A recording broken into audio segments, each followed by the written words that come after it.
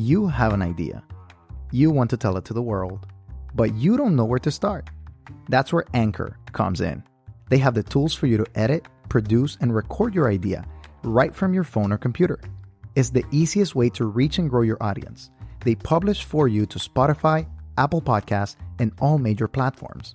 And to top it all off, they match you with advertisers so you can earn from your passion and your wonderful idea. So tell me, what are you waiting for? Download the Anchor app or go to anchor.fm to get started and follow your dream.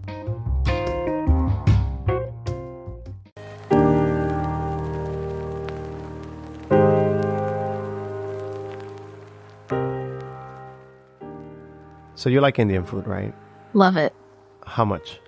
Like, I could eat it every day. So between like Indian hot and Thai hot, which one is better? Indian hot. Indian hot is better. Yeah. Okay.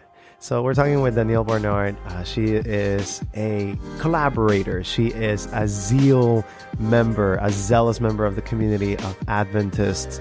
And she is doing her master's in international community and international development, right? Yeah. And you work with an Interfaith denominational kind of like collaborative program. Mm-hmm. Tell us a little bit more about that. So I work with this group. We call ourselves Interfaith Action. And the longer name is the Southwest Michigan Peace and Justice Collaborative. It's a group started by a retired minister in the United Church of Christ. He decided to retire from Chicago to Southwest Michigan. And he's always been passionate about the work of peace and justice for all of his career. And so he started making connections with various faith leaders from the churches in the area. He started talking with the leaders of the local Islamic community in the mosque and also local Jewish communities. And he brought these leaders together with the same goal of fostering a more peaceful and just Southwest Michigan, and also looking outwards to also a more peaceful and just nation and world, providing resource for these communities to advocate for themselves and for others around them. So it seems to me that this is like just a way to say community engagement, maybe through a religious lens, Yeah. a little bit, not necessarily like a specific denomination, but Mm-hmm. more of like allowing religion to unite us rather than to separate and mark the differences. Exactly. To our listeners, if you're listening some background noise, music or stuff like that, we're at Zeal Rally. So we're shooting a couple of interviews at Zeal Rally. So you may hear some music or people talking.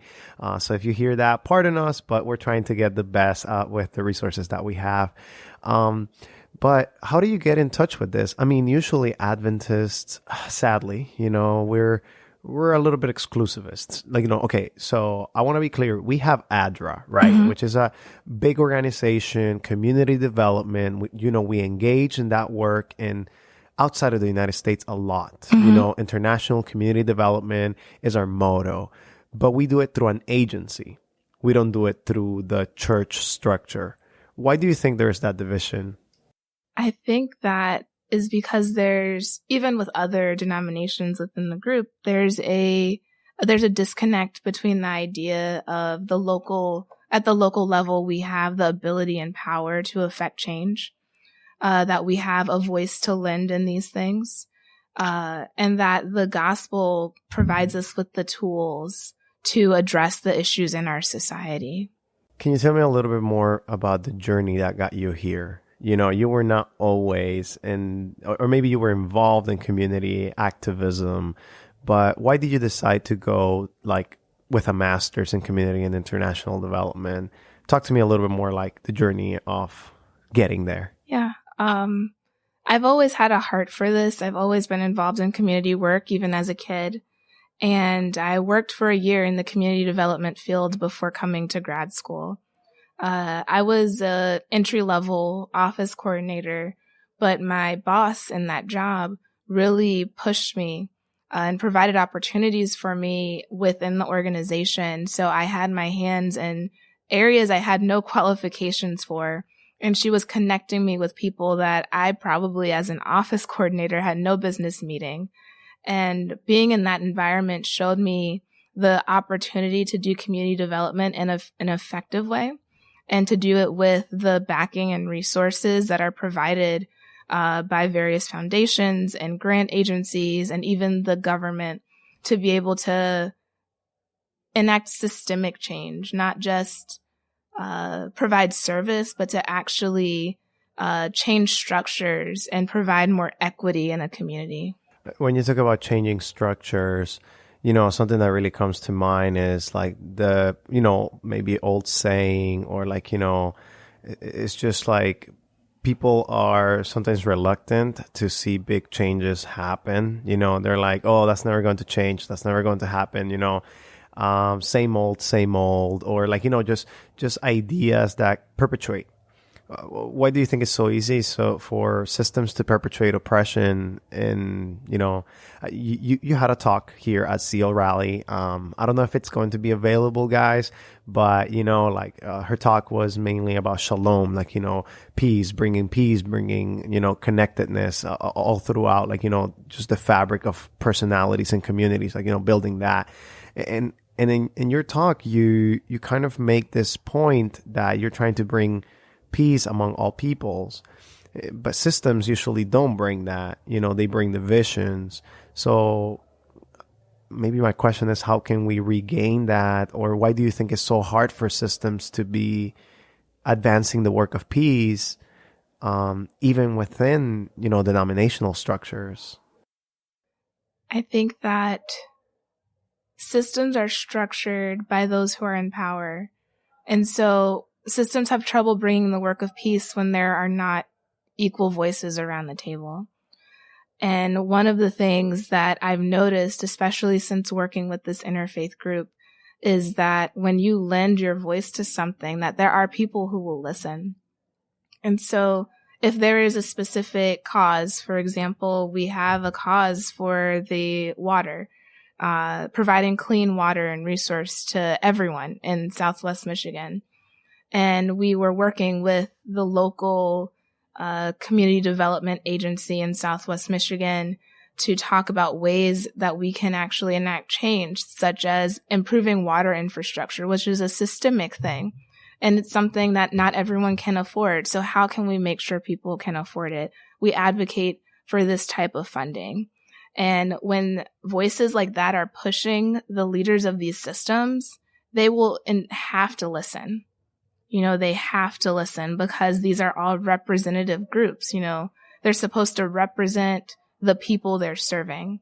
And in many ways, the systems don't work because we feel that we have no voice, and we feel as if we can't hold our leaders accountable, but we can. That's why the systems were set up.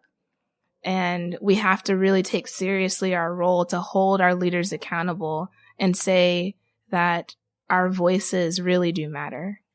I'm going off from an analogy. In your talk, you said, and I know this about you as well because having conversations with you in the past, you talk about Star Wars. Mm-hmm. You love Star Wars. I do. And you are a self-described nerd. Yes. Okay. So since you're a nerd and you love Star Wars, right? And you're very familiar with this, you have the system, right? Which is the empire, mm-hmm. Evil empire, like always perpetrating against, the people that are not aligning, and you have the rebels. But this is very political. It gets really like political in nature. And in America, we have this separation of church and state, right? Religion stays in its own lane and politics stays in its own lane. Do you think that churches should be involved in the political, like lobbying, like, and all of that, or they should be more focusing on the humanitarian side of things? Maybe both. I don't know. Like, what's your view now? How have you seen those things affect the community or the believer and as a whole? I believe that there's room for both in different ways. So maybe a denomination can't lobby for something, but local churches can, because a lot of what lobbying does affects local communities in a much bigger way. So the church can have a stance on something, but it's the local level that really has an impact. So I believe that local congregations can take that stand, can take a step into caring for their community, like lobbying in this way, writing our elected officials about policies that we're reading about that aren't right, lending our voice to these things is not being political. It's caring for the places where we live, because these are the laws and the legislation are the things that impact our everyday lives. And if we're not having a say in it, then things can happen that will destroy our communities. But as Christians, as believers, we also have to care about those who are around us. And I would hate to see the community I'm in not have clean water, or have more people who are not able to find affordable housing, or have kids be in unsafe places because of various things, because of drugs or crime, or have children who aren't able to get medicine because they can't afford healthcare. Those are things that affect the community I'm in, but that also are political issues. Yeah, there's a fine line, and even myself, I think I have come from a different journey. I used to think that there's no way that you should be politically active, like, marches and all of that, protesting is like, no, leave that to, kind of like the secular environment. But I think that now that I have come, to like evaluate my practices and evaluate the world in which I live, the reality is that you cannot separate your Christianity from your quote unquote everyday life.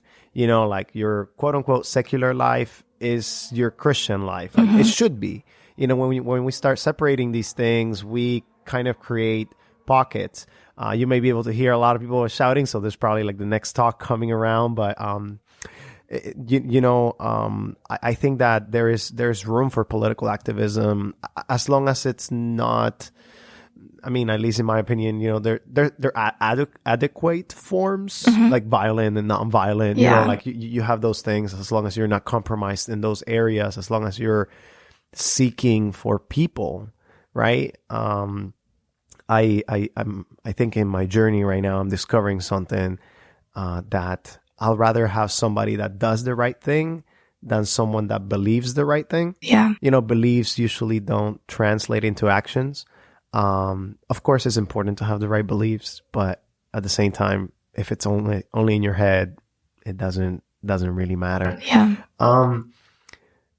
One more area that I'd like to explore. I know we have more limited time than the usual, 20, 30-minute podcast that we develop, but how has your spiritual life changed as a part of, just interacting with so many diverse groups of people and denominations and religions? I find that my faith is actually more vibrant. I can have a conversation with a rabbi, or with the imam in Benton Harbor, or with any number of Christians, or a deacon from the local Catholic church. And I'm able to realize that, we have this faith in God, our various expressions and understandings of faith in God, but we also have this deeper reverence for the people who bear the image of God. And so I'm able to see God in all of these people and realize that we are all walking in the same path. We all want the same things for our communities and for each other. We all genuinely love one another. And I'm able to see God in an even more beautiful way through my interfaith interactions. I can see God as the God who will bring all of the nations together in languages and peoples. I see how God is the God who desires to interact with all people, even outside of, in scripture, his chosen people. God is always reaching outward and bringing what's outward close.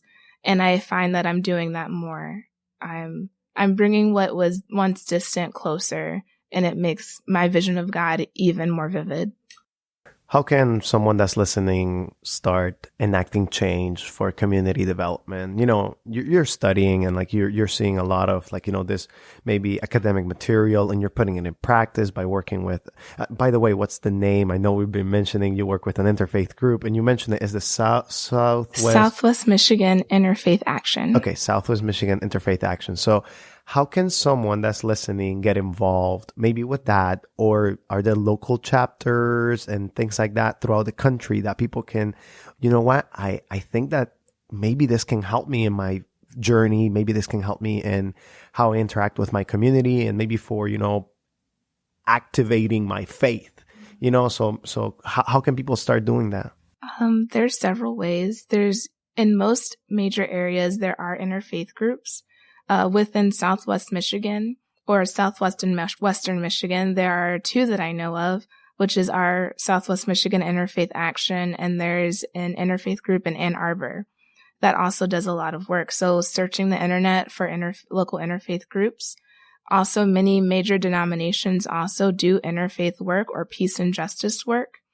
For example, we recently partnered with the Office of Social Justice from the Christian Reformed Church to do an immigration simulation, which is something their office does regularly in developing this kind of curriculum.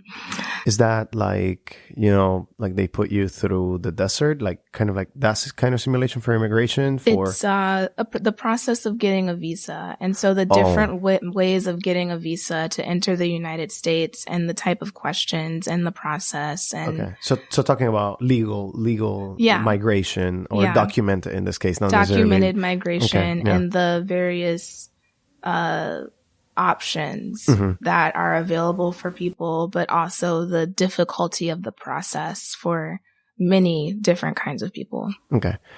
Continue with your ideas or things that people can do. Another good resource is the Christian Community Development Association, which has local chapters all over the United States, also made up of Christian faith groups who are invested in this work of community development, invested in doing more than just our regular Christian service, but really making rich change and place-based change in our local communities. That's great. That's great. Good to hear. I'll make sure to get them from you and put them in the description below, so listeners can go in there and get the resources that they need. I think those are good initiatives. I know that I think I'm becoming more intentional. Visiting places of worship that are not just necessarily part of my denomination. I think that just opens up, I think sometimes when you go to college, or especially in small religious colleges, for maybe a world religions class, they make you go and visit. Yeah. But it's not the same as if you're involved. Visiting is kind of it's like sightseeing. You go and this is nice, cool. Okay, I left, but what if you actually engage with that community, just for the sake of, getting to know who lives around you. So that's a great thing. Anything else you want to add to the work of peace, justice, or just community development in this conversation, in this space, or maybe challenges that you have, encountered in the journey? I think the biggest challenge has actually been getting Adventist participation in this work. Locally, my boss is always asking me, are there any Adventist churches that are interested in being part of the collaborative? And, reaching out and really trying to spread the fact that just because we're having these interactions doesn't mean that we are compromising our faith. You can have very vibrant relationships and work together with people of other faiths and have no compromise in your beliefs. And they honestly respect you more for that. And they appreciate you for that. And there's a lot of joy in being able to work together with people who are unlike you, but still have be able to pray together and eat together and do this work together. There's just something, I think, holy about that. Yeah, I think that's, it's hard. It's hard. I think that, it's what you were saying, the system kind of, or the institutions, sometimes they create these camps and you're less prone to engage with other people. But I think that, technically what Jesus did, right? And we're trying to follow Jesus, is that he went and engaged with everybody, from the Pharisees, his own Jewish people, to the Gentiles, Greeks, Ethiopians that came, so many different people that came and visited him. So I think it's a good thing. And I want to thank you for, just taking the time to talk about this, kind of seeing, making people aware that this is a resource, this is a way. Danielle, as it is our tradition, we like to give the final word to our guests. So tell us, what's the final word on, just community engagement and international development? The final word is that this is a holy work, the work of empowering other people to flourish as God intended.